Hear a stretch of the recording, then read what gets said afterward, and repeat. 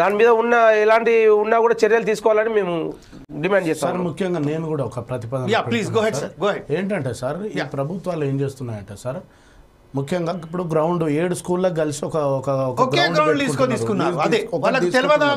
అంటే ఎందుకు సార్ ఇది మోసం చేసే విధానం? ఇది ఎంతవరకు కరెక్ట్ సార్? ఇది కరెక్ట్ కాదు సార్. ఇప్పుడు ఒక ప్రైవేటు పాఠశాల నడిపియాలంటే సార్, ఈ ప్రభుత్వం దగ్గర నుంచి కొన్ని పర్మిషన్లు తీసుకోవాలి.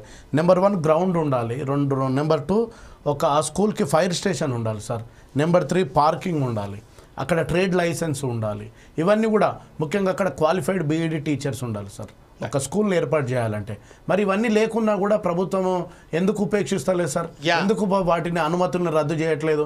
అంటే వాళ్ళు ఎంఈఓలకు కావచ్చు, డిఓలకు కావచ్చు, డబ్బులు పెట్టి ఈరోజు మ్యానిపులేట్ చేసుకుంటున్నటువంటి సందర్భాలు కనిపిస్తున్నాయి సార్. అంటే మా దగ్గర డబ్బులు ఉన్నాయి, మేము ఎమ్మెల్యే మనుషులము, మేము మంత్రివర్గ మనుషులము అని చెప్పేసి ఈ సందర్భంగా అంటే ప్రభుత్వ అనుమతితోటి, ప్రభుత్వ పెద్దల సహకారంతో ఈరోజు అనేక ప్రైవేటు పాఠశాలలు, కార్పొరేట్ పాఠశాలలు, ఇంతకుముందు కన్నా అన్నట్టు నారాయణ శ్రీ చైతన్య లాంటి వాళ్ళు ఈరోజు తెలంగాణ వ్యాప్తంగా ప్రతి గల్లున ఈరోజు నారాయణ శ్రీ చైతన్య పాఠశాలల్లో పెట్టి ఐఐటి ఫౌండేషన్ అంటున్నారు, నీట్ ఫౌండేషన్ అంటున్నారు, జేఈఈ మెయిన్స్ అంటా ఉన్నారు.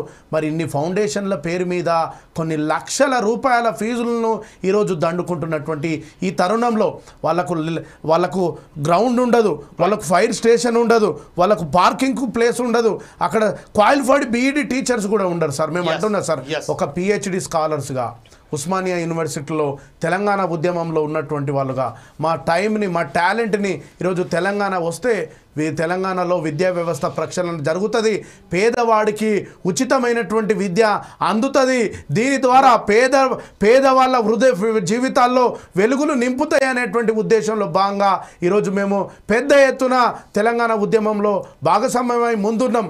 ఈ సందర్భంలో గత టీఆర్ఎస్ ప్రభుత్వంలో ఎక్కడేసిన గొంగడి అట్లనే ఉన్నది. ఈ కాంగ్రెస్ ప్రభుత్వంలో కూడా మూసివేయబడ్డటువంటి 5,000 పాఠశాలని తిరిగి ఏర్పాటు చేయలేదు. ప్రైవేటు పాఠశాలలకు అన్యాయంగా పర్మిషన్లు ఇస్తూ ఉన్నారు. వాళ్ళకు ఫైర్ స్టేషన్ ఉండదు, గ్రౌండ్ ఉండదు, పార్కింగ్ ఉండదు, కానీ డబ్బులు పెట్టి ఈరోజు మ్యానిపులేట్ చేసుకుంటున్న సందర్భాలను నేను అడుగుతున్నా. ఈ 4 టీవీ ఛానల్ నుంచి ఈ డిఓలకు కానీ, ఈ ఎంఈలకు కానీ, ఏదైనా స్కూల్ ఎడ్యుకేషన్ ఆఫీసర్లకు కానీ చెప్తా ఉన్నాను, సార్ మీరు ఏదైతే ప్రైవేటు పాఠశాలల్లో అనుమతులు లేని పాఠశాలని రద్దు చేయండి సార్.